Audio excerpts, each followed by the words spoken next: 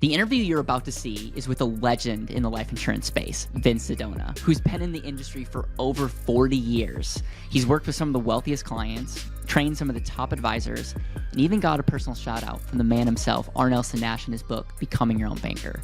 What you're about to hear may completely reframe how you think about life insurance, financial planning, and how the top 1% make their wealth decisions. Let's dive in. Vince, you just got off stage. Literally like 2 minutes ago. I dragged you in before you catch your flight to another conference that you're glad to be here. I'm glad to talk to you now. And so you are a legend in the life insurance space. And so I would be remiss if I didn't just ask you, if you take a step back on all of the years in the life insurance business, helping wealthy people when it comes to estate planning, insurance, investing, how would you give me like just some wisdom, sage wisdom on what you've learned, and if you had to do it all over again, how would you do anything different? I mean, I'm just letting you, I want you to riff on the state of life insurance right now. Okay. Well, in order to do that, I have to go dial back the clock, right? Yep. So in 1979, if for those of you who are old enough to remember, the stock market finished in 1979 where it started in 1972. So I got out of school and I wanted to be a stockbroker, and nobody was hiring. Nobody. And I actually finally got an interview with a company called Bache, Halsey, Stewart, Shields, which became Bache, which became Prudential Securities, up on Fordham Road in the Bronx. And the guy said, "Yeah, you were a fantastic interview, and I can't send you for an interview." I said, I'm confused. I thought this was an interview." He goes, "Oh, no. We're just like doing a pre-interview. We have to send you downtown, and I can't send you downtown." I go, "Why?" He says, "Because you don't have sales experience. You just got out of college." So I said, "Look, I read Joseph Heller, Catch-22. I know if I don't have sales experience, I can't get a sales job. And if I don't have a sales job, I can't get sales experience. So what am I supposed to do?" He goes, "Oh, no, you could sell insurance or cars," something like that. And through a weird set of circumstances, somebody had talked to me about the insurance business like the week before. Little did I know that they would have hired anybody who could fog a mirror, right? Back in the day, even. Back in the day. Oh, it's always been like that. So I end up in the insurance business. And what I discovered was it was an infinitely diverse business. There's so many different aspects to it. You could be in the business market, the pension market, the estate planning market, the kitchen table sales. Like, you do all this stuff. And I gravitated, because I have a biochem degree, I gravitated towards the more technical ends of the business, which included the pension business. So in the 80s, I had with a partner that I had at the time, we ended up doing a lot of pension business. And then the 86 Tax Act just destroyed the pension business. Now, I was selling life insurance in pensions to solve estate tax problems, because the unified credit was $192,800, meaning if you had $200,000, you paid in estate tax. Oh my goodness. Yeah, like crazy times, right? And now in this new bill, it could be $15 million, just to know. But to find a millionaire was challenging. Yeah. Like in those days, a millionaire was somebody who had $1 million of assets. Today, it's somebody who makes $1 million a year, yes. right? And in 10 years, they'll probably be making $1 million a month for all I know, right? So so what happened was when that tax act came, destroyed the business, all my friends who were in the pension business disappeared because they didn't have a purpose for the life insurance other than to increase the deduction in the pension plans. But I was okay. I was fine. And we also had the advent of survivorship life insurance, which we were having trouble competing with because the Canadian companies had premiums that were half of US company. It was like crazy. I was getting burned out. And in 93, I was introduced to the LEAP system, which taught me that permanent life insurance is an awesome thing to have in the presence of other assets. And you had to have it in order to be successful in the long run. Along the way there, I also met Nelson Nash. I'm actually in the acknowledgments in his Infinite Banking book. I try to wheedle my way into a lot of different things, So I learned that's the most powerful thing you could do. And I swore I'd be out of the estate planning business, but just like Michael Corleone in Godfather 3, I tried to get out and they dragged me back in. So I was teaching LEAP technology in the face of estate planning issues. Okay. And I was doing that for LEAP systems. And I did that throughout, in different ways. I was using all that technology to help clients. But through all of that, truthfully, Caleb, people have an aversion There's like a whole cottage industry of people who slam the whole life insurance Yeah. business. In the early days, in the 70s, there was a woman named Benita Van Caspel who said whole life people were crooks, but universal life was going to be so much better because it was fully disclosed. But she was like 99.9% wrong about the way that all behaved, because interest rates were 15% and then they crashed, right? And the products all crashed. It was just awful. So there's always this nagging problem that existed. Today it's Dave Ramsey and a few others who opine about stuff they know nothing about. So when you have a lot of experience and you interact with the consuming public, you have to start thinking about, like, what's the issue here? And a few years back, I came to an interesting conclusion. I actually used this on a case. I did it like live on in the moment, but it worked, and I use it periodically. So I met a young dentist. All my business is joint business with other advisors, and I ended up with this young dentist who had gotten out of school, joined his dad's practice, was making $350,000 out of the gate, which is unheard of. He wanted to be in the real estate stuff. He really needed permanent insurance for all the things that were coming up in life. And we got to a certain place, and he says, I'm just going to buy term. And I'm thinking, looking at this kid who's probably, 30, making an unbelievable amount of money, should be buying permanent insurance. And I said to him, do you know anything about where you sit on the pecking order of income in the United States? He goes, what do you mean? I said, well, do you think you're a top 10% earner? You think you're a top 2% earner? You're a top 1? Like, what do you think you are? And he said, well, I don't know. I said, well, I'm going to tell you, you are actually literally a top, in your age cohort, more than top 1%. But, looking at the average, you're about 1%. At the time, it was roughly 1%. It actually spiked recently because of the inflation, but it was like 450 for years, and then it went up. So he says, well, I didn't know that. I said, but I have a graph I'm going to show you of household income. I have it on my computer. I use it periodically. And it shows that most of America, 98%, is below 2%. And it's all heaped around what I would call mediocrity, which is, at the time, was a mean income of $50,000. But I'm talking about the pig and the python, like the huge amount of people was in that cohort. And then it tails off. So it's a fat tail. Like top 1% could be somebody making $50 million a year, but it starts at around 400, right? So he said, I didn't know that. I said, so let me ask you a quick question.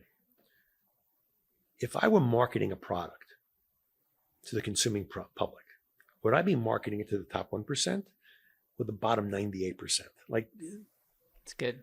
That's a great question. What do you think? He says, well, the volume is obviously in the pig and the python. I said, right. I said, so everything that you read and hear about is about term insurance. And it's all about that pig and the python, all that humped up cohort around the mean, which is like $47,000, $50,000. Because I never thought of that. I said, and let me ask you a question. What do you think is the number one thing that term insurance is solving for that cohort? He said, well, family income. I said, you're 100% right? So for most of those people, let's make the argument that at 65, when their earned income ceases, they don't need life insurance anymore to replace their earned income for their family. But that makes sense. Now, you and I know that that's not true even for earned income. But he goes, oh, that makes sense. I said, well, do you know what the top 1% does, or why they need life insurance different than the general consuming public? And he said, well, no. I said, well, first of all, the first job is it still has to replace family income. Right. But we know that it has a finite life that's somewhere between now and age 65. Let's call it that. I said, but his dad was the dentist. I said, did your dad finance all the equipment in the operatoriums? Does he, like all the chairs and all that, does he finance? He says, oh, it's all new stuff. Yeah, it's all financed. I said, so do you think in the next 5 or 10 years, you're going to have to replace that equipment, and probably with debt too? And he goes, yeah. I said, so successful people use debt to acquire capital assets, or income producing assets, because we could argue that the chair in your operatorium is producing revenue. You could probably do it inside of a Chippendale chair or something like that, but it ain't going to work, right? I mean, like, you can't lean them back. You can't get, you think you have neck and back problems now. It gets way worse. He goes, okay, I got that. So I said, you're always going to have debt. So what life insurance can do for people with means is it handles debt. It's not going to be credit card debt, but it's going to be debt for capital assets, which immediately increases the return of everything. I said, what about, are you ever going to be in partnership with anybody? He goes, well, I'm not partners with my dad yet, but eventually I will be. So don't you think that it would make sense throughout the rest of your life to be able to buy and sell the business? And we use life insurance. He goes, I never thought of that. And I said, well, okay, that's the second reason. I said, how about, because you're going to be a fairly successful guy, you're already making $350 and you're like 30 years old. I said, do you ever hear a thing called estate taxes? Now he's in New York, so there's an estate tax over $5 million, right? Wow. He goes, well, no. I said, well, that's when the government comes and takes a percentage of your wealth over a certain dollar amount, and you're going to end up getting creamed. And life insurance is used by wealthy people, successful people, to pay the estate tax. He goes, oh, I never thought of that. I said, and you know what the most amazing thing is? It's the last, I mean, there were a couple of others, but you're just pounding him with different things. I did it though from the perspective of, if he's a top 1% person, he has no connection to what happens for a top 1% person. Yeah. Because everybody I know in my career my clients who are top 1% or more, they all started in that hump, right? So my clients are not inheritors. They weren't born into high income, high wealth. They created that over time. And so everybody drags the baggage that they learned when they were in that median hump. Yeah. And unless somebody is willing to stick their neck out, as I was for this kid, and I could say he's a kid. Right now I'm 68 years old, so everybody's like a kid to me at this point. But unless there was somebody who was willing to stick their neck out and actually describe the value and majesty of purchasing permanent life insurance somewhere along the way, without making the client wrong about his beliefs, because there's nothing wrong with term insurance, but it has a job. It doesn't do 10 jobs. Actually, I even think I threw in sequence of return risk and buffering. He goes, oh, who knows this stuff? I said, well, a top 1% advisor working with a top 1% client will know this. Yeah. Right. And I ended up, doing permanent life insurance. Like he got the message, but in order to do that, I had to make it okay that his judgment was fine and there was something else to know. Yeah. When you learned about life insurance for the first time, you said it was like kind of like the black sheep, still is to this day kind of deal. What was the epiphany for you that you're like, oh, there's something here? Was it that you just articulated, or was no, in the way back, I mostly did permanent insurance inside of split funded pension plans. Okay. And I did like term insurance outside of that. Okay. Right. It wasn't really until 1993 when I did LEAP where I realized that everybody needs to have this in their life. Like, it changes everything going forward. Okay. So talk to me about that. In 1993, 3 years before I was born, you're learning this. And you're talking about life insurance being a part of everyone's financial life. That's a big statement. Yeah, it's like a V8 moment. You go boom, like this. Explain to me that though. Like, there's a lot of people listening on this that'll be like, life insurance is a scam and all. Like, can you articulate in such a way that people will get it? Like, can you pass on that epiphany or aha to the audience? Hard to do that because I think everybody has it in different ways. What's crystal clear is that life insurance is a complicated product. And it does a few things better than any other tool that an advisor has in their toolkit. I could buy a mutual fund and die the next day, and my family has the deposit I made into the mutual fund. I could become disabled, and nobody's putting money in my mutual fund, whereas I have waiver premium on my life insurance under certain ages, right? What product is guaranteed to go up every year without fail? What product that goes up is guaranteed not to go down regardless of market circumstances? What product has the kicker of a death benefit that you can't outlive? mean, these are all things like we would, like in the 80s, we were using this as a way to enhance I knew that permanent insurance was an important thing, but it was much easier to tolerate when the premium was deductible inside of a pension plan. Yeah. However, when you really get that it's just a cool asset to own and it makes all your other assets better, Yep. then it doesn't matter whether the premium was deductible. And you got that right in 1993? 1993, I got kicked in the head. It was like, why didn't I learn this sooner?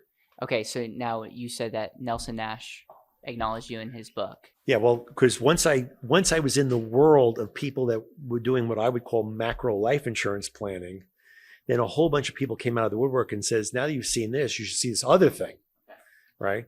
Now, I've made everything mine, like the way I think through how dealing with clients, but the fundamental principles are there.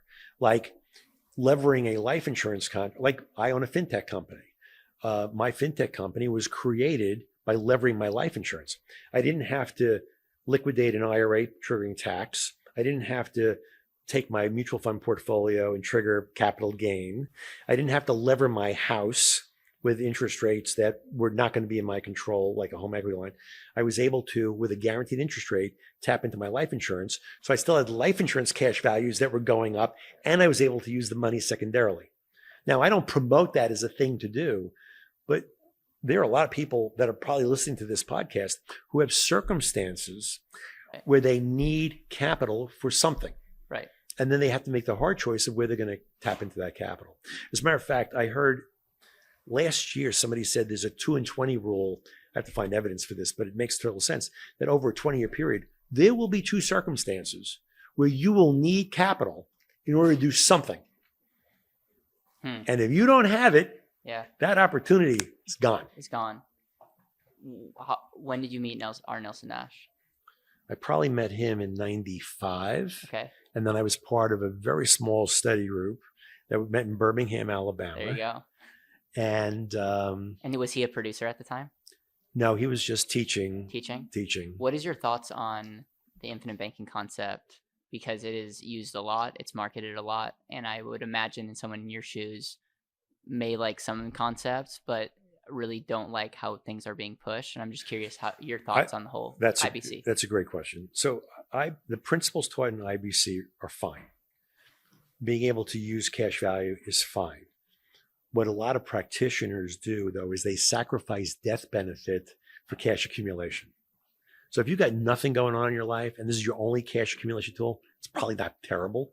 But if you've got a lot going on and you need that death benefit for all those other purposes that I described a few moments ago, you can't be jamming every last dollar into a life insurance contract. It's just not. Is it seductive? Absolutely. Is it compelling? Absolutely. Is it the right thing for all of America? Not even close. Not even close. You mentioned how having access to capital, that 2 and 20 rule, but do you like the idea of people funding life insurance to actively use throughout their life, like to buy cars and do things, or what are your thoughts on that? Not particularly. Our fintech company called Currents helps people accumulate massive amounts of free cash flow to create wealth down the road. It does it automatically. It does it without being intrusive, without budgeting. It's kind of amazing. If you are living in a world where you have ever increasing free cash flow to deploy, you don't have to worry about stuff like that. It's just you have optionality. Yeah. I think again, is it a compelling and seductive pitch to buy your cars with your life insurance contract? Yes. But I've also seen where people don't pay back their loans and they've created a massive problem. And we have people with the greatest intentions that have outstanding loans. Things go south, and now they're taking their safest asset and making it less safe. And that's a shame.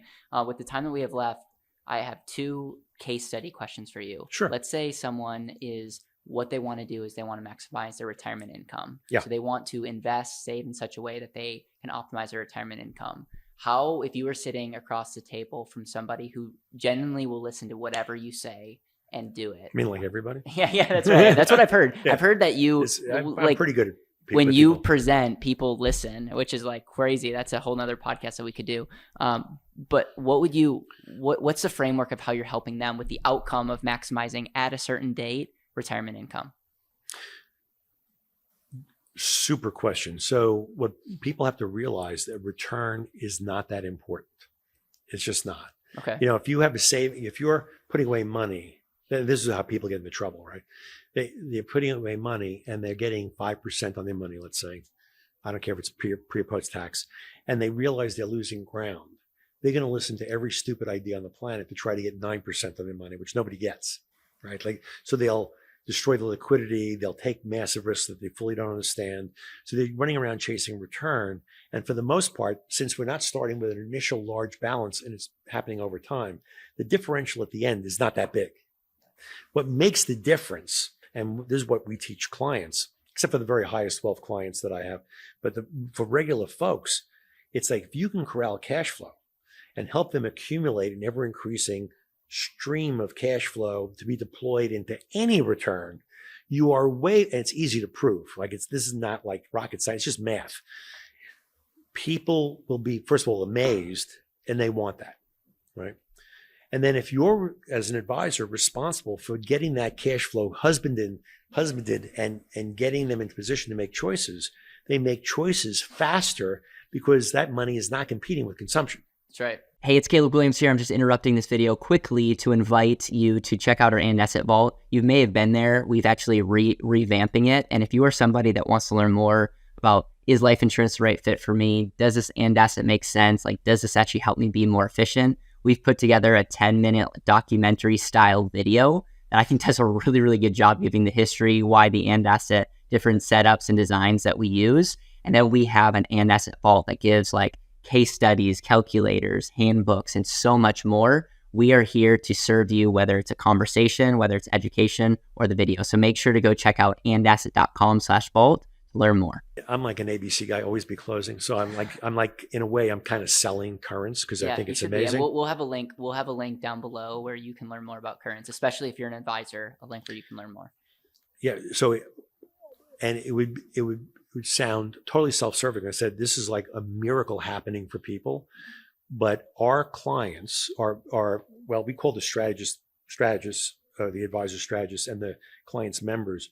Our members, after a year, are saving an average of 23% of after-tax cash flow.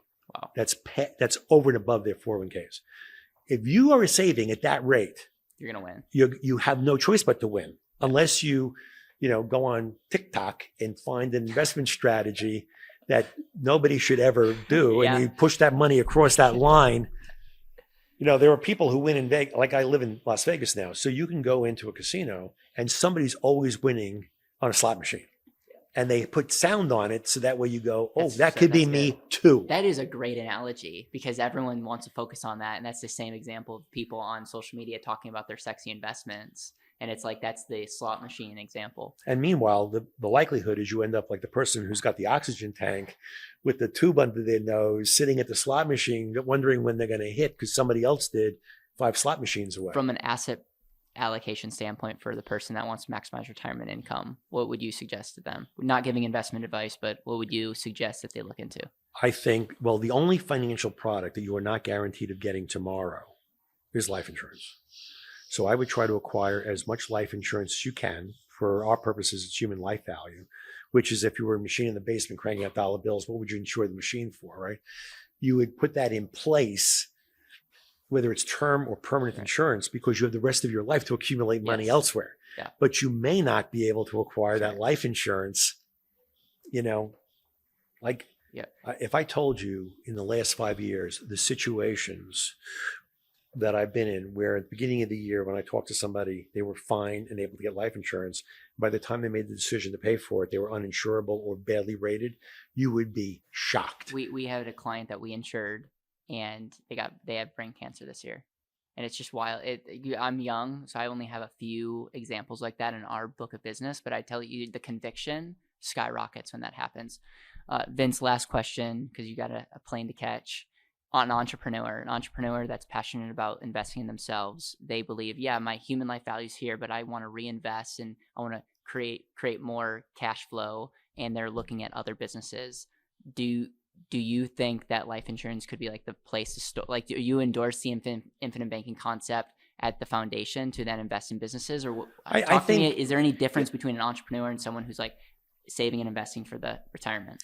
opportunity knocks for everyone. You just have to be in a position to hear the knock, Yeah. right? So there are people whose bent is entrepreneurship. They still need to hold cash or capital in order to be able to do the things they want to do. Like my real estate clientele, the wealthy folks, they have a barbell strategy where they have liquidity on one side and their real estate deals on the other. And they take the real estate and they add more to the pile. Take the pile and add to real estate, but they had nothing in between, right? No mutual funds, no hedge fund, like none of that, because their business is that real estate. But in order to do that successfully, they need the capital. And Caleb, there's a lot of people out there who say, and there's one guy particularly who I won't mention, who has written a ton of books on not putting money down in real estate, like it's a guaranteed win for people. Very compelling, very seductive. And I think in the 80s, I might have tried that. But you have one vacancy, you are done. And when I was on stage before, I shared a situation where I knew a bunch of people in my business, the financial service business, primarily life insurance, who decided there was something else out there. They took their clients, put them in real estate to put themselves in, thinking they had a no risk proposition, and they all went BK, all of them. Yeah. Vince, thank you. We will include your show, any other links that you want down below, including Currents. Thank you for being here. Thank you for supporting this. Thank you for the opportunity. I appreciate it. Thank you for being on the show as well.